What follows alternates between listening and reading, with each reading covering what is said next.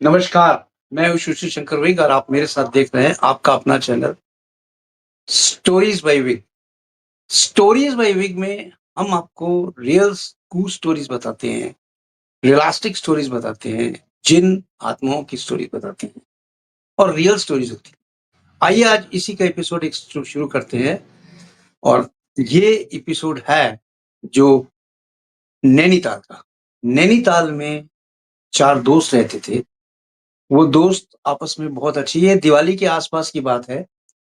दिवाली के बाद की बात है, तो लोग मिलते हैं आपस में होता नहीं है कि 2 दिवाली जैसे होती है, लोग मिलने जाते हैं।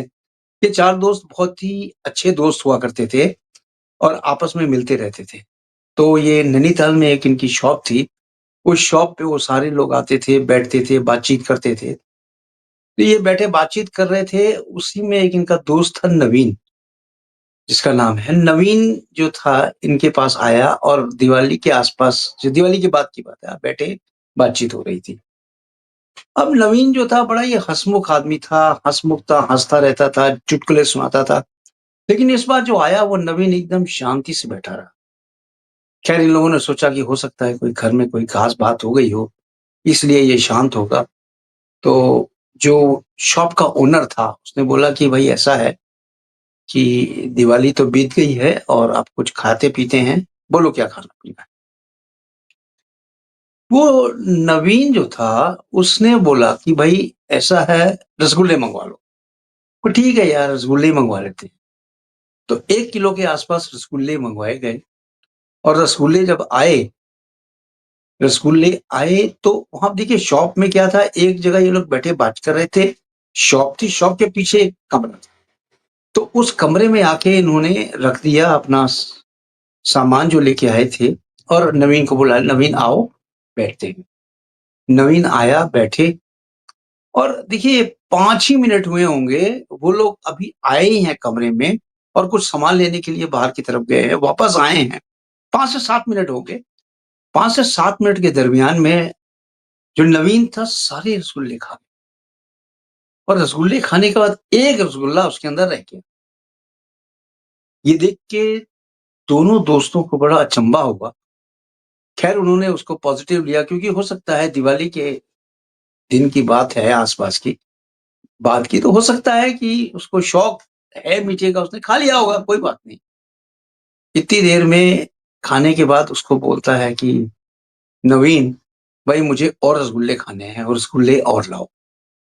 उसने कहा चलो ठीक है यार लेके आते हैं। दूसरा दोस्त जाता है रसगुल्ले लेके और आ जाता है।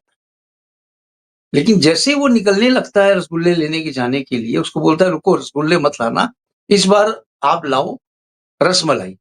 तो ठीक है रसमलाई लेते आते हैं। वो रसमलाई लेने चला जाता है, रसमलाई लेके आता है और रसमलाई भी 1 किलो लेके आता है। आस-पास रसमलाई लेके जैसे ही रखता है, ये लोग एक-एक ही उसमें से रसमलाई खाते हैं और ये विदिन फ्यू मिनट्स नवीन सारी रसमलाई चट कर देता है। दोनों दोस्तों को भी ये देख के बड़ा अचंभा हो रहा था कि ऐसा कर क्यों रहा है नवीन? क्योंकि नवीन जो था, इस तरह की उसकी आदत नहीं थी। वो मिल-बाँट के खाने वाली आदत थी और ऐसा लग रहा था कि नवीन की या तो कुछ तबीयत खराब है या इसके ऊपर कोई ऊपरी हवा है। ये जानने के लिए उन लोगों ने नवीन को बोला, "नवीन तुम्हारी हालत तो ठीक है ना?" नवीन बोला, "हाँ, मैं बिल्कुल स्वस्थ हूँ, चिंता मत करो। अब एक काम करो, अब आप मेरे लिए अंडे मँगवाओ।" ये सुनते ही उनके होश उड़ गए कि भाई अंडे मँगवाओ, तो दोनों दोस्त एक बार कहते हैं, "बाहर आओ।" बाहर आके उन लोगों ने बात किया आपस में। उन्होंने कहा कि, "भाई ऐसा है, अभी रात के साढ़े 9 बजे हैं, इनके माता-पिता को बोल दो कि नवीन यहाँ पे आया हुआ है और इसको किसी तरह से घर लेके चले जाएँ क्योंकि मुझे नहीं लगता ये नवीन सही है क्योंकि इसकी आदतें इस तरह है नहीं।" दोनों दोस्त ने उनके माता-पिता को फ़ोन किया, उनके माता-पिता आए, पिताजी आए, पिताजी आए और नवीन को बोले, "चलो भाई घर चलो।" नवीन कहता है, "तू मुझे लेने आ गया? मैं तो नहीं जाऊँगा और मैं तो यहीं बैठूँगा।" उन दोस्तों के साथ बैठ गया और दोस्तों से बोला कि चलो भाई हम भी चलते हैं आपके घर, हम आपको छोड़ के आते हैं। उसने कहा चलो पहले अंडे मँगवाओ, अंडे खाते हैं फिर चलते हैं। तो 7-8 अंडे भी लेके आ गए। जैसे ही अंडे लेके आए, नवीन ने वो सारे अंडे खा लिए। अंडे को छीला, छीलने के बाद काटा भी नहीं, सीधा अंडे जो निगल गया, ऐसे ही। अब अंडे खाने के बाद इसको लोग लेके आते हैं नवीन को, नवीन के पापा स्कूटर चलाते हैं, बीच में नवीन बैठता है, घर की तरफ आ जाता है, उधर दोनों दोस्त अपने स्कूटर से आते हैं और आके इसके घर में पिताजी को बोलते हैं कि भाई इसको, मुझे तो लगता है इसकी तबीयत खराब है, इसको किसी को दिखाओ। इतना कहते ही नवीन कहता है मुझे दिखाने की ज़रूरत नहीं है।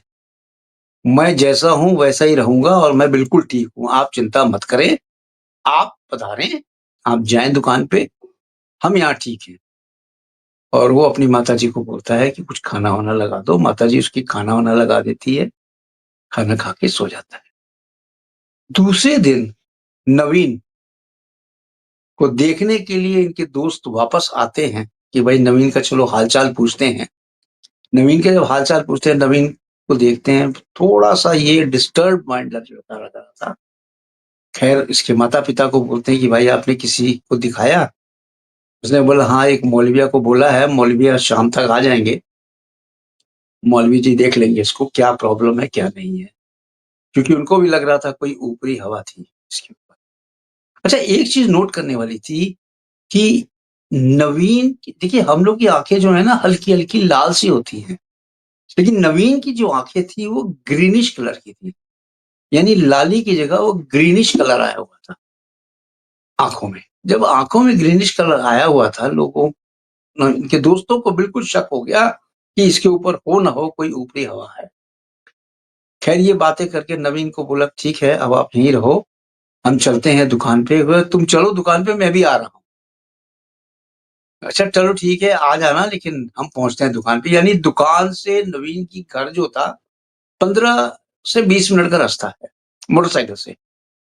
ये मोटरसाइकिल से अपने दुकान के बाहर अभी पहुँचे ही थे, कि देखते क्या है कि नवीन उनसे पहले ही वहाँ पहुँचा।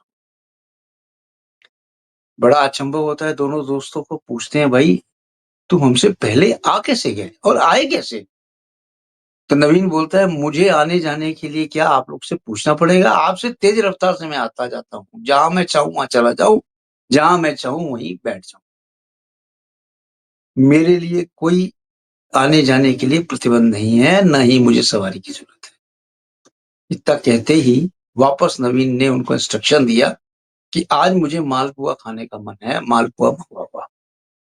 मालपुआ उसके दोस्त गए लेने, मालपुआ आया, मालपुआ खाने के बाद नवीन बोलता है अब आप मुझे घर छोड़ के वापस उसके इंस्ट्रक्शन पे नवीन को घर छोड़ के आए और इन द मीन टाइम नवीन के पापा से इन्होंने बात किया दोनों दोस्तों ने कि भाई नवीन तो हमारे पास आया हुआ है। उसने बोला अरे नवीन को तो मैं घर छोड़ के आया था और मैं मौलविया को घर लेके पहुँच रहा हूँ। उन्होंने कहा कोई बात नहीं आप मौलवी जी को घर लेके पहुँचे, हम नवीन को लेके आ रहे हैं घर पे। नवीन को लेके ये घर पहुँचते हैं और जैसे ही घर पहुँचते हैं वैसे ही मौलविया जी आते हैं और अपना कुछ तंत्र मंत्र से देखते हैं उसको। पहले तो नवीन बड़ा चुपचाप से सुनता रहता है, देखता रहता है, क्या कर रहे हैं मौलविया जी? और जैसे ही मौलवी जी कुछ बबूत से इसके माथे पे लगाने लगते हैं, नवीन बैठे-बैठे ही उस मौलविया के छाती पे ऐसी तेज़ी से लात मारता है कि वो दीवार से जा टकराते हैं।